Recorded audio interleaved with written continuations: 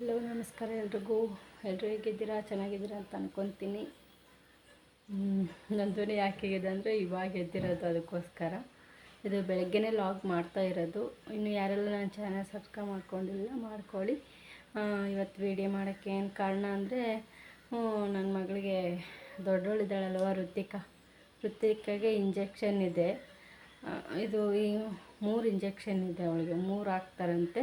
So ಈ 3 injection ಅವಳಿಗೆ ಹಾಕಿದರೆ ಈ ಕಂಪ್ಲೀಟ್ ಆಗಿಬಿಡುತ್ತೆ ಇಂಜೆಕ್ಷನ್. ಮತ್ತು 9 ಮಂತು ಆದಮೇಲೆ 9 ಮಂತಿಗೆ ಹಾಕ್ಸ್ಬೇಕು ಇಂಜೆಕ್ಷನ್. ಅಂತೂ ನನಗಂತೂ ತುಂಬ ಖುಷಿ ಆಗುತ್ತಪ್ಪ. ಈ ಇಂಜೆಕ್ಷನ್ ಬಂದಾಗೆಲ್ಲ ಭಯ ಆಗೋದು, ಯಾಕಂದರೆ ಅವಳು ತಡ್ಕೊಳ್ಳಲ್ಲ. ತುಂಬ ಸೂಕ್ಷ್ಮ ಅಂದರೆ ತುಂಬ ಸೂಕ್ಷ್ಮ. ಜ್ವರ ಬೇರೆ ಬರೋದು ಅವಳಿಗೆ, ಅದಕ್ಕೋಸ್ಕರ ತುಂಬ ಹಠ ಮಾಡ್ತಾಳೆ. ಅದೇ ನಾನು ಹೋದ ಸರಿ ಹೇಳಿದ್ನಲ್ವ, ತಣ್ಣೀರು ಬಟ್ಟೆ ಎಲ್ಲ ಇಟ್ಟು ಕಟ್ಟಿದರೆ ಒಂದು ಸಾಯಂಕಾಲ ಪೇನ್ ಕಡಿಮೆ ಆಗೋವರೆಗೂ ಕಟ್ಬಿಟ್ರೆ ಆಯಿತು. ಆಮೇಲೆ ಸುಮ್ಮನೆ ನೈಟೆಲ್ಲ ಮಲ್ಕೊಂಡ್ಬಿಡ್ತಾಳೆ ಆರಾಮಾಗಿ. ಅದೇ ಹೆಂಗಂದರೆ ಫ್ರಿಜ್ಜಲ್ಲಿ ನಾನು ಮೊದಲೇ ತಣ್ಣೀರು ಇಟ್ಟು ಹೋಗ್ತೀನಿ.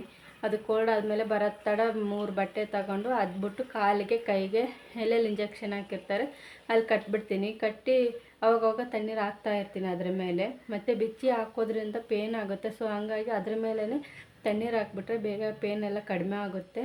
ಆದರೂ ಜ್ವರ ಇರುತ್ತೆ ಅವಳಿಗೆ, 2 ದಿನ ಜ್ವರ ಇರುತ್ತೆ ಪಾಪ. ಟಾನಿಕೆಲ್ಲ ಹಾಕಿದ್ರೂ ಜ್ವರ ಕಡಿಮೆ ಆಗೋಲ್ಲ, ಜ್ವರ ಇರುತ್ತೆ.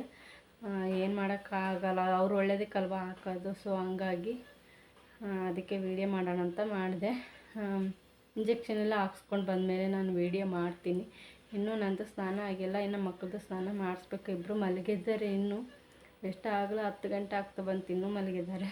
ನಾನು ಆಗ ತಿಂದು ಮತ್ತೆ ಹೋಗಿ ಮಲ್ಕೊಂಡಿದ್ದೆ. ಮತ್ತೆ ಇಂಜೆಕ್ಷನ್ ಐತಲ್ಲ ಅಂತಂದೇಳಿ ಮತ್ತೆ ಎದ್ದೆ ಇವಾಗ. ಸೊ ಹಂಗಾಗಿ ಬೇಗ ಬೇಗ ಕೆಲಸ ಮುಗಿಸ್ಕೋಬೇಕು, ಅವ್ರಿಗೂ ಸ್ನಾನ ಮಾಡಬೇಕು. ಸೊ ಹಂಗಾಗಿ ಇನ್ನೂ ಏನಾದರೂ ಡೌಟ್ಸ್ ಇದ್ದರೆ ಕಮೆಂಟ್ ಬಾಕ್ಸಲ್ಲಿ ತಿಳಿಸಿ. ಓಕೆ, ನೋಡಿ ಇನ್ನೂ ಮಲಗಿದ್ದಾರೆ, ತೋರಿಸ್ತೀನಿ ನೋಡಿ. ಇಬ್ಬರು ಇನ್ನೂ ಮಲ್ಕೊಂಡಿದ್ದಾರೆ. ಒಬ್ಬಳು ಆ ದಿಕ್ಕಿಗೆ ಮಲಗಿದ್ದಾಳೆ, ಒಬ್ಳು ಈ ದಿಕ್ಕಿಗೆ ಮಲಗಿದ್ದಾಳೆ. ಆ ಕಡೆ ದಿಂಬಿ ಹಾಕಿಟ್ಟಿದ್ದರಿಂದ ಅವ್ರು ಇವಾಗ ಹಿಂದಕ್ಕೆ ಹೋಗ್ತಾ ಇರ್ತಾರೆ. ಸೊ ಹಂಗಾಗಿ ನಾನು ಇಟ್ಟಿದ್ದೀನಿ. ಮತ್ತು ಗೋಡೆಗೆಲ್ಲ ತಲೆ ಇದಾಗ್ಬಿಡುತ್ತೆ ಅಂತಂದೇಳಿ ಒಬ್ಳು ಈ ಸೈಡ್ ತಿರ್ಕೊಂಬಿಟ್ಟಿದೆ. ಇವಳಿಗೆ ಇವತ್ತು ಇಂಜೆಕ್ಷನ್ ಇರೋದು ಋತಿಕಾಗೆ. ಇವಳಿಗೆ ಇಂಜೆಕ್ಷನ್ ಮುಗ್ದೋಯ್ತು ಆವಾಗಲೇ. ಋಷಿಕಾ ಹೆಂಗೆ ಮಲಗಿದ್ದಾಳೆ ಸುಬ್ಬಿ, ಇವಳದೆಲ್ಲ ಇಂಜೆಕ್ಷನ್ ಮುಗ್ದೋಯ್ತು.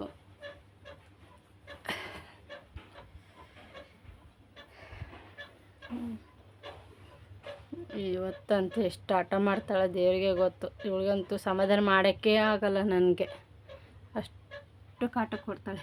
ಹೆಂಗೆ ಮಲಗಿದ್ದಾಳೆ ಚಂದ. ಇವಾಗ ನೀರು ಕಾಯ್ಸೋಕೆ ಇಟ್ಟಿದ್ದೀನಿ.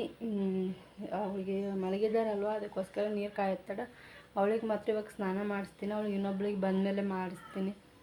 ಇವಾಗ ಇಲ್ಲಾಂದರೆ ಟೈಮ್ ಬೇರೆ 10 ಗಂಟೆ ಆಗಿಬಿಟ್ಟೈತಲ್ವ, 10:30 11 ಗಂಟೆಗೆ ಬರೋಕ್ಕೆ ಹೇಳಿದ್ದಾರೆ. ಸೊ ಹಂಗಾಗಿ ಆಮೇಲೆ ಹೋಗಿ ಬಂದಮೇಲೆ ವೀಡಿಯೋ ಮಾಡ್ತೀನಿ, ನೋಡ್ತಾ ಇರಿ. ಇಬ್ಬರೂ ರೆಡಿ ಮಾಡಿದ್ದೀನಿ. ಋಷಿಕಾಗೂ ಸ್ನಾನ ಮಾಡಿಸ್ಬಿಟ್ಟೆ. ಇವಳೇ Rishika, black dress ಹಾಕ್ಕೊಂಡಿರೋಳು Rishika, white dress ಹಾಕ್ಕೊಂಡಳು Ruthika. ಇಬ್ರಿಗೂ ಸ್ನಾನ ಆಗಿದೆ. ಇವಾಗ ಒಬ್ಬಳನ್ನ ಇಲ್ಲೇ ಪಕ್ಕದ ಮನೆಯಲ್ಲಿ ಬಿಟ್ಟು ಹೋಗ್ತೀನಿ. ಇವಳನ್ನ ಮಾತ್ರ ಕರ್ಕೊಂಡು ಹೋಗ್ತೀನಿ, ದೊಡ್ಡವಳನ್ನ. ಋತಿಕನ ಮಾತ್ರ ಕರ್ಕೊಂಡು ಹೋಗ್ತೀನಿ. ಅವಳಿಗೆ ಇಂಜೆಕ್ಷನ್ ಇರೋದು. ಇವಳದೆಲ್ಲ ಮುಗ್ದೋಗ್ಬಿಟ್ಟೈತೆ. ಎಷ್ಟು ಚೆನ್ನಾಗಿದ್ದಾವೆ ನೋಡಿ, ಮುಗ್ದಾಗಿದೆ. ಹಂಗಾಗಿ ಇಲ್ಲೇ ಪಕ್ಕದ ಮೇಲೆ ಒಂದು 10-15 ನಿಮಿಷ ಅಲ್ವಾ ಬಿಟ್ಟು ಹೋಗ್ತೀನಿ. ಈಗ ಇಬ್ಬರನ್ನೂ ಕರ್ಕೊಂಡು ಹೋಗೋಕ್ಕಾಗಲ್ಲ, ಯಾಕಂದರೆ ಪಕ್ಕದ ಊರಿಗೆ ಹೋಗಬೇಕು. ಸೊ ಅದಕ್ಕೋಸ್ಕರನೇ ಈಗ ಋಷಿಕನ ಪಕ್ಕದ ಮನೆಗೆ ಕೊಟ್ಟಿದ್ದೀನಿ. ಅವ್ರು ಆಟ ಆಡಿಸ್ಕೊಂಡಿರ್ತಾರೆ ಪಾಪ. ನೋಡಿ, ಅವಳಿಗಂತೂ ಖುಷಿ ಆಗ್ಬಿಟ್ಟೈತೆ ಆ ಜೋಕಾಲಿಯಲ್ಲಿ ಆಟ ಆಡೋಕ್ಕೆ. ಸುತ್ತಲ್ಲಿ ನೋಡ್ಕೊಂಡಿದ್ದಾಳೆ, ತುಂಬ ಖುಷಿ ಆಗ್ಬಿಟ್ಟಿದ್ದಾಳೆ. ಬೇಗ ಹೋಗಿ ಬರ್ತೀವಿ, ಬಂದಮೇಲೆ ವೀಡಿಯೋ ಮಾಡ್ತೀನಿ. ನೋಡಿ, ಅಂತೂ ಇಂಜೆಕ್ಷನ್ ಹಾಕ್ಸ್ಕೊಂಡು ಬಂದಾಯಿತು. ಪಾಪ ಹೆಂಗೆ ಹತ್ಬಿಟ್ಟಿದ್ದಾಳೆ ನೋಡಿ, ಕಣ್ಣಲ್ಲೆಲ್ಲ ನೀರು. ಅವಳಿಗೆ ಕೈಲೆಲ್ಲ ಹಂಗೆ ನೀರು ಇಳಿತಾನೆ ಇದೆ, ತುಂಬ ಹತ್ಬಿಟ್ಟಿದೆ. ಅದಕ್ಕೆ ಕೈಗೆಲ್ಲ ಬಟ್ಟೆ ಕಟ್ಟಿದ್ದೀನಿ, ತಣ್ಣೀರು ಬಟ್ಟೆ ಕಟ್ಟಿದ್ದೀನಿ. ನಾನು ಆಗ ಮೊದಲೇ ಇಟ್ಕೊಂಡಿದ್ದೆ ನೀರು ಫ್ರಿಜ್ಜಲ್ಲಿ, ಅದು ರೆಡಿ ಮಾಡಿದ್ದೆ. ಸೊ ಹಂಗಾಗಿ ಬರೋ ತಡ ಬಟ್ಟೆ ಕಟ್ಬಿಡ್ತೀನಿ. 3 ಇಂಜೆಕ್ಷನ್ ಅಲ್ವಾ, ಸೊ ಹಂಗಾಗಿ ಈ ಕಾಲಿಗೆ ಮತ್ತು ಬಲಗೈಗೆ ಹಾಕಿದ್ದಾರೆ. ಆಮೇಲೆ ಜ್ವರ ಟಾನಿಕ್ ಎಲ್ಲ ಕೊಟ್ಟಿದ್ದರು, ಅದು ಹಾಕಿದ್ದೀನಿ. ಇವಳಿಗೆ ಖಂಡಿತವಾಗಿ ಜ್ವರ ಬರುತ್ತೆ, ಬಟ್ ಅವಳಿಗೇನು ಜ್ವರ ಬಂದಿರಲಿಲ್ಲ. ಇವಳಿಗೆ ಜ್ವರ ಬರುತ್ತೆ ಇವಳಿಗೆ. ಸೊ ಅದಕ್ಕೋಸ್ಕರ ಈ ಥರ ಕಟ್ಟಿದ್ದೀನಿ. ಇವಾಗ ಒಂದು ಕಟ್ಟೆ ಬಟ್ಟೆ ಹಾಕ್ಬಿಡ್ತೀನಿ ಅವಳಿಗೆ. ಅದು ತೋಳಿರೋದು ಹಾಕಿದ್ದೆ, ಮತ್ತು ಅದೂ ಒದ್ದೆ ಒದ್ದೆ ಆಗಿಬಿಡುತ್ತಲ್ಲ, ಸೊ ಹಂಗಾಗಿ ಪಾಪ ಸೈಲೆಂಟಾಗಿ ಅವಳೆ ನೋಡ್ತಾ ಇದ್ದಾಳೆ. ಪಾಪ ಅನಿಸುತ್ತೆ ನೋಡಿದರೆ. ಎಷ್ಟು ಅಳ್ತಾ ಇದ್ಲು, ಸಮಾಧಾನ ಮಾಡೋಕ್ಕೆ ಆಗಿಲ್ಲ ನನಗಂತೂ. ಓನಮ್ಮ, ಓನು ಗುಂಡಮ್ಮ. ಋತಿಕಾ, ಇಂಜೆಕ್ಷನ್ ಹಾಕಿದ್ರು ಮಗ ನನಗೆ, ಇಂಜೆಕ್ಷನ್ ಹಾಕಿದ್ರಮ್ಮ. ಮುಗ್ದಾತು ಮಗ. ನೋಡ್ತಾ ಇದ್ದಾಳೆ, ಪಾಪ ಅನಿಸುತ್ತೆ ಅಂತ ನೋಡಿ. ಇವಳು ಈ ಥರ ಉಳ್ಳುತ್ತಾಳೆ. ಗುಡ್ಡಮ್ಮ ಸುಮ್ಮನೆ ಇರು ಋಷಿಕಾ. ಇವಳು ಈ ಥರ ಉಳ್ಳುತ್ತಾಳೆ. ನಮ್ಮ ಯಜಮಾನ್ರು ನೋಡಿದರೆ ಜೋಳಿಗೆಗೆ ಬೇಡ, ಜೋಳಿಗೆಲ್ಲ ಹಾಕಿದರೆ ಜಿಗಿತಾಳೆ, ಬೇಡ ಅಂತ ಹೇಳ್ತಾರೆ. ಈ ಥರ ಇದ್ದರೆ ಕಾಲು ಪೇನ್ ಆಗುತ್ತೆ. ಇನ್ನು ಈಗ ಬರ್ತಾ ಬರ್ತಾ ತುಂಬ ಪೇನ್ ಆಗುತ್ತೆ. ಸರಿ, ಆಮೇಲೆ ವಿಡಿಯೋ ಮಾಡ್ತೀರ. ಅವಳು ತುಂಬ ಅಳ್ತಾ ಇದ್ದಾಳೆ ನೋಡಿ. ಇವ್ರನ್ನ ಇಟ್ಕೊಂಡು ಕೆಲಸ ಮಾಡೋಕ್ಕಾಗತ್ತಾ? ಅಯ್ಯೋ ದೇವ್ರೆ, ಕೆಲಸ ಮಾಡೋಕ್ಕೆ ಆಗಲ್ಲ. ಹಿಂಗೇ ಎದ್ದಿರ್ತಾರೆ, ಪಕ್ಕದಲ್ಲಿನೇ ಇರಬೇಕು ಅಂತ ಹೇಳ್ತಾರೆ. ಎಷ್ಟು ತೂಗಿದ್ರು ಅಷ್ಟೇ, ಏನು ಮಾಡಿದ್ರು ಅಷ್ಟೇ, ಮಲಗಲ್ಲ. ಹೆಂಗೆ ಆಟ ಆಡ್ಕೊಂಡು ಇದ್ದಾಳೆ ನೋಡವಳು, ಚಿಕ್ಕವಳು. ಒಬ್ಬಳು ಇಲ್ಲಿ ಕೆಳಗಡೆ ಹಾಕಿದ್ರೆ ಸಾಕು ಅಂತಾಳೆ, ಮೇಲೇ ಇರಬೇಕಂತಾಳೆ. ಇವತ್ತು ಬೇರೆ ಇಂಜೆಕ್ಷನ್ ಹಾಕಿದ್ದಾರೆ. ಕೆಲಸ ಮಾಡೋಕ್ಕಾಗತ್ತಾ? ಮಾಡೋಕ್ಕಾಗೋದೇ ಇಲ್ಲ. ಋತಿಕಾ,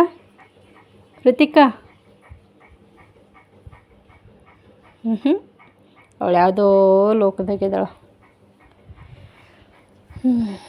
ಇವತ್ತಂತೂ ಇನ್ನೂ ಏನು ಕೆಲಸ ಮಾಡೋಕ್ಕಾಗಲ್ಲ. ಇವಳಿಗೆ ಹುಷಾರಿಲ್ದಂಗೆ ಆಗ್ಬಿಡುತ್ತೆ. ಇವಾಗಿನ್ನು ಇವರಿಬ್ಬರನ್ನ ನೋಡ್ಕೊಳ್ಳೋದೇ ಆಗ್ಬಿಡುತ್ತೆ.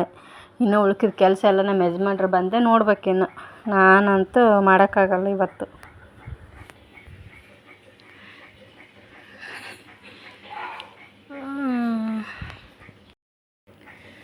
ಮತ್ತು ಆಮೇಲೆ ಇನ್ನೊಂದು ಏನಂದರೆ, ಫಾರ್ಮಲ ಮಿಲ್ಕ್ ಎಷ್ಟು ಸಾರಿ ಕೊಡ್ತೀರಾ ಅಂತ ಕೇಳ್ತಾನೆ ಇದ್ದೀರ ಮೆಸೇಜಲ್ಲಿ. ಸೊ ಹಂಗಾಗಿ ನಾನು ಫಾರ್ಮಲ ಮಿಲ್ಕು 1 ಟೈಮ್ ಮಾಡಿದ್ದೀನಿ ಇವಾಗ. ಯಾಕಂದರೆ ಇವಾಗ ನಾನು ಆಗಲೇ ರಾಗಿ ಸೇರಿ ಸ್ಟಾರ್ಟ್ ಮಾಡಿದ್ದೀನಿ. ಮಕ್ಕಳಿಗೆ ಹಾಲು ಗೊತ್ತಾಗ್ತಾ ಇದೆ ಇವಾಗ. ಫಾರ್ಮಲ ಮಿಲ್ಕ್ ಯಾವುದು, ಇಲ್ಲ ನನ್ನ ತಾಯಿ ಹಾಲು ಯಾವುದು ಅನ್ನೋದೆಲ್ಲ ಗೊತ್ತಾಗ್ತಾ ಇದೆ. ಸೊ ಹಂಗಾಗಿ ಅವ್ರು ಫಾರ್ಮಲ ಮಿಲ್ಕ್ ಕುಡಿತಾ ಇಲ್ಲ. ಅವರು ಸುಮ್ಮನೆ ನಾನು ಹಾಲು ಮಾಡೋದು ಚೆಲ್ಲೋದು ಈ ಥರ ಆಗ್ತಾಯಿದೆ. ನನ್ನ ಹಾಲೇ ಬೇಕಂತ ಹೇಳ್ತಾ ಇದ್ದಾರೆ ಮಕ್ಕಳು ಇಬ್ಬರು. ಮತ್ತು ಆಮೇಲೆ ಅದಕ್ಕೋಸ್ಕರ ನಾನು ಏನು ಮಾಡ್ತಾಯಿದ್ದೀನಿ ಅಂದರೆ, ಇವಾಗ ರಾಗಿ ಸರಿ ಸ್ಟಾರ್ಟ್ ಮಾಡಿಬಿಟ್ಟಿದ್ದೀನಿ. ತಿನ್ನಲ್ಲ, ಬಟ್ ಬಲವಂತ ಮಾಡಿ ತಿನ್ನಿಸ್ತಾ ಇದ್ದೀನಿ. ಅದು ಹಾಲು ಅಂದರೆ ಕುಡಿಯೋಕ್ಕಾಗಲ್ಲ. ಇದು ಸರಿ ಆದರೆ ನಾವು ಕೈಯಿಂದ ತಿನ್ನಿಸ್ಬೋದಲ್ವಾ. ಸೊ ಹಂಗಾಗಿ ಅದನ್ನ ಸ್ಟಾರ್ಟ್ ಮಾಡಿದ್ದೀನಿ. ಇಬ್ರಿಗೂ ತಿನ್ನಿಸ್ತಾ ಇದ್ದೀನಿ. ನಾನು 2 ಟೈಮ್ ಕೊಡ್ತಾಯಿದ್ದೀನಿ. ಬೆಳಗ್ಗೆ 1 ಟೈಮ್ ಕೊಡ್ತೀನಿ, 10 ಗಂಟೆ 9 ಗಂಟೆಗೆಲ್ಲ ಸರಿ ಕೊಟ್ಟಿರ್ತೀನಿ. ಆಮೇಲೆ ಸಾಯಂಕಾಲದವರೆಗೂ ನನ್ನ ಹಾಲು ಕುಡ್ಕೊತಾರೆ. ಮತ್ತು ಆಮೇಲೆ ಒಂದು 7-8 ಗಂಟೆಗೆಲ್ಲ ಮತ್ತೆ ರಾಗಿ ಸರಿನೇ ಕೊಡ್ತೀನಿ. ಅದು ಕೊಟ್ಟಾದಮೇಲೆ ಆಯಿತು. ಮತ್ತು ಒಂದು ಸಾರಿ ನೀವು ಮಕ್ಕಳು ಮೋಷನ್ ಮಾಡ್ತಾರಾ ಇಲ್ವಾ ಅಂತಂದೇಳಿ ನೋಡಿಕೊಂಡು ಕೊಡಿ, ಆಯಿತಾ. ರಾಗಿ ಸರಿ ಏನಾದರೂ ನೀವು ಸ್ಟಾರ್ಟ್ ಮಾಡೋಂಗಿದ್ರೆ, ಈ ಥರ ಮಕ್ಕಳು ಮೋಷನ್ ಎಲ್ಲ ಸರಿಯಾಗಿ ಮಾಡ್ತಾಯಿದ್ದಾರೆ, ಹಾಗಾಗಿ ನಾವು ಕೊಡ್ಬೋದು. 2 ಟೈಮ್ ಅನ್ನೋಂಗಿದ್ರೆ ಮಾತ್ರ ಕೊಡಿ, ಇಲ್ಲಾಂದರೆ ಮೋಷನ್ಗೆ ಪ್ರಾಬ್ಲಮ್ ಆಗಬಾರ್ದು ಮಕ್ಕಳಿಗೆ. ರಾಗಿ ಸರಿ ಕೊಡಬೇಕಾದ್ರೆ ಒಂದು ಸ್ವಲ್ಪ ತುಪ್ಪ ಹಾಕ್ಬಿಟ್ಟು ಕೊಡಿ. ಆವಾಗ ಮೋಷನ್ಗೆ ಈಸಿ ಆಗುತ್ತೆ, ಮಕ್ಕಳಿಗೆ ಡೈಲಿ ಮೋಷನ್ ಮಾಡೋಕ್ಕೂ ಈಸಿ ಆಗುತ್ತೆ. ಸೊ ಹಂಗಾಗಿ ಇವತ್ತು ಇಂಜೆಕ್ಷನ್ ಎಲ್ಲ ಮುಗೀತು, ಋತಿಕದು ಮುಗೀತು. ಇನ್ನು ಏನಂದರೆ ಇನ್ನೊಂದು 9 ಮಂತ್ವರೆಗೂ ಅವ್ರಿಗೇನು ಇಂಜೆಕ್ಷನ್ ಇರಲ್ಲ. ಸೊ ಹಂಗಾಗಿ ಖುಷಿ ಆಗೋಯ್ತು ಅದೊಂದು ಸುದ್ದಿ ಕೇಳಿ ನನಗೆ, ನಿಜವಾಗ್ಲೂ ಹೇಳ್ಬೇಕಂದ್ರೆ. ಇಲ್ಲಾಂದರೆ ತಡ್ಕೊಳ್ಳಲ್ಲ ಅವಳು ಋತಿಕಾ. ಏನಂತ ಫುಲ್ಲು ಜ್ವರ ಬಂದುಬಿಡುತ್ತೆ. ಅದಕ್ಕೋಸ್ಕರ 3 ಟೈಮ್ ಹಾಕೋಕ್ಕೆ ಹೇಳಿದ್ದಾರೆ. 4 ಡ್ರಾಪು ಆ ಥರ ಹಾಕೋಕ್ಕೆ ಹೇಳಿದ್ದಾರೆ ಜ್ವರದ್ದು ಟಾಣಿಕ್ಕೆಲ್ಲ. ಅದನ್ನೇ ಹಾಕ್ತೀನಿ. ಇದೇ ಥರ ತಣ್ಣೀರು ಬಟ್ಟೆ ಹಾಕ್ತಾ ಇರ್ತೀನಿ. ಪೇನ್ ಬೇಗ ಕಡಿಮೆ ಆಗಿಬಿಡುತ್ತೆ. ರಾತ್ರಿ ಚೆನ್ನಾಗಿ ನಿದ್ದೆ ಮಾಡ್ತಾರೆ. ಇಲ್ಲಾಂದರೆ ಬಟ್ಟೆ ಕಟ್ಟಿಲ್ಲ ಅಂದರೆ ಏನಾಗುತ್ತೆ ಅಂದರೆ 24 ಅವರ್ಸು ಪಾಪ ತುಂಬ ಕಷ್ಟ ಆಗಿಬಿಡುತ್ತೆ, ಜ್ವರ ಇರುತ್ತಲ್ವ. ಸೊ ಹಂಗಾಗಿ ಇವಾಗ ಜೋಳಿಗೆಯಲ್ಲಿ ಬೇರೆ ನಮ್ಮ ಯಜಮಾನ್ರು ಹಾಕಬೇಡ, ಅವಳು ಜಿಗಿಯೋದಾದಳು ಹಂಗೆಲ್ಲ ಮಾಡ್ತಾಳೆ ಅವಳು, ಇವಾಗಲೇ ಮಾಡ್ತಾಳೆ. ಸೊ ಅದಕ್ಕೋಸ್ಕರನೇ ಏನಾದರೂ ಭಾರ ಇಟ್ಟರೂ ಅಷ್ಟೇ, ಅವಳು ಇಟ್ಕೊಳ್ಳಲ್ಲ, ಮುಖದ ಮೇಲೆ ಹಾಕ್ಕೊತಾಳೆ. ಏನು ಮಾಡಬೇಕು ಗೊತ್ತಿಲ್ಲ, ಹಂಗೆ ನೋಡ್ತೀನಿ. ಜೋಳಿಗೆಗೆ ಹಾಕಿ ಇನ್ನೂ ಸ್ವಲ್ಪ ಭಾರ ಇಡ್ತೀನಿ ಮೇಲೆ, ಅವಾಗ ಸರಿ ಹೋಗುತ್ತೆ. ನಾನು ಹಳೆ ವೀಡಿಯೋದಲ್ಲಿ ಪ್ರತಿಯೊಂದು ಡೀಟೇಲ್ಸ್ ಹೇಳಿದ್ದೀನಿ, ನೀವು ನೋಡಿರ್ಬೋದು. ಇಂಜೆಕ್ಷನ್ ಹಾಕಿದಾಗ ಏನೆಲ್ಲ ಮಾಡಬೇಕು ಅನ್ನೋದು ಹೇಳಿದ್ದೀನಿ. ಅದು ಆ ಥರ ಮಾಡಿ ನೀವು ಥ್ಯಾಂಕ್ಸ್ ಫಾರ್ ವಾಚಿಂಗ್. ಧನ್ಯವಾದಗಳು ಎಲ್ಲರಿಗೂ. ಹೀಗೆ ಸಪೋರ್ಟ್ ಮಾಡ್ತಾ ಇರಿ. Thank you. ಇನ್ನೊಂದು, ಮಕ್ಕಳು ತೂಕ ಎಷ್ಟಿದ್ದಾರೆ ಅಂತ ಕೇಳ್ತಾ ಇದ್ದೀರಾ. ಇವತ್ತು ಇಂಜೆಕ್ಷನ್ ಇತ್ತಲ್ವ ಋತಿಕಾಗೆ, ಹಾಗಾಗಿ ತೂಕನ ಚೆಕ್ ಮಾಡಿದ್ವಿ. ಅವಳು 4.5 kg ಇದ್ದಾಳೆ. ಋತಿಕಾ 4.5 kg ಇದ್ದಾಳೆ. ಅವಳು ಚಿಕ್ಕವಳು, ಅವಳದು ಇಂಜೆಕ್ಷನ್ ಮುಗ್ದೋಗಿದೆ ಅಲ್ವ, ಅವಳದು ತೂಕ ಚೆಕ್ ಮಾಡಿಲ್ಲ, ಕರ್ಕೊಂಡು ಹೋಗಿಲ್ಲ, ನಾನು ಪಕ್ಕದ ಮನೆಗೆ ಬಿಟ್ಟೋಗಿದ್ದೆ. ಸೊ ಹಂಗಾಗಿ ಇವಾಗ ಇನ್ನೊಂದು 2 ವಾರ ಬಿಟ್ಕೊಂಡು ತೂಕ ಚೆಕ್ ಮಾಡೋಕ್ಕೆ ಬನ್ನಿ ಅಂತ ಹೇಳಿದ್ದಾರೆ. ಅವಳು ಅವಾಗ ಕರ್ಕೊಂಡು ಹೋಗ್ತೀನಲ್ವ, ಅವಾಗ ಅವಳು ಎಷ್ಟಿದ್ದಾಳೆ ಅಂತಂದೇಳಿ ಹೇಳ್ತೀನಿ. ಇವಾಗ ಅವಳು ಸದ್ಯಕ್ಕಿರೋದು 4.5 ಇದ್ದಾಳೆ ಇವಾಗ ಋಷಿಕಾದು ನಾನು ಮಾಡಿದಾಗ ಖಂಡಿತವಾಗಿ ಹೇಳ್ತೀನಿ ನಿಮಗೆ. ಇನ್ನೂ ಏನಾದರೂ ಡೌಟ್ಸ್ ಇದ್ದರೆ ತಿಳಿಸಿ ಆಯಿತಾ. Thank you.